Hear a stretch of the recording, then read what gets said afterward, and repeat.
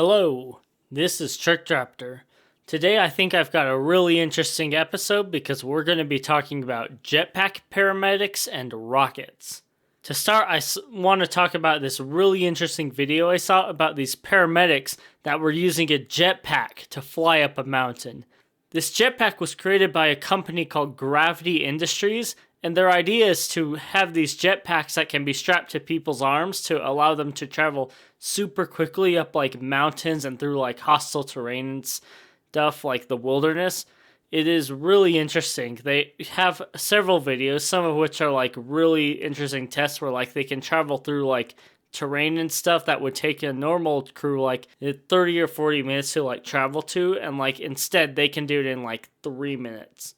It's really interesting stuff, but they think it can help out with a lot of aspects of paramedics and stuff. They're hoping that it can help them reach patients a lot faster than they normally would be able to otherwise, like walking and stuff, and like in locations where it is a lot more difficult to do that. It also helps in situations where like a helicopter isn't necessarily available, or if it is available, it can't like easily get to the location, such as if there's like lots of clouds or like fog obscuring the ground. They can instead use these jetpacks to get up there. Currently, the technology is just in the trial phase. They're just doing tests and stuff and exercises.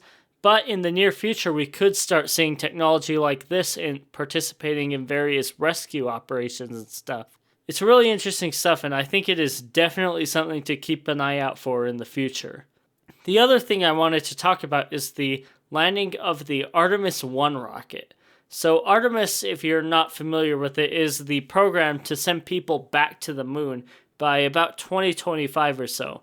But first they need to have a test launch where they launch the rocket, make sure it's going correctly, and then have the Orion capsule orbit the moon, make sure that's working correctly. And that test seemed to have gone pretty well. As you know, of course, first there were some issues with like getting it to launch, but once the rocket actually launched, it seems to have performed pretty well, and it recently splashed down just the other day. I think it's really cool because maybe I'll be able to actually see moon landings and stuff. Because, you know, we haven't had any since the 60s, and obviously I wasn't old enough back then, because I wasn't born yet. It'd be really cool to see that kind of stuff happen again, especially since they're hoping it to just keep it going this time, you know? The first time they did it for 5 or 6 years and then like they stopped, but this time they're hoping they can keep it going with building moon bases and hopefully find water, especially because it could be like a stepping stone to reaching Mars, which would be really, really cool. It'd be really awesome to have like people like on other planets and like all across the solar system. Like it would unlock all kinds of things, you know. It would make for one, it would make resources super easy to get, you know, if we had a bunch of mining in space, and it would allow us to develop technologies that could eventually carry us to another star maybe, which would be really cool.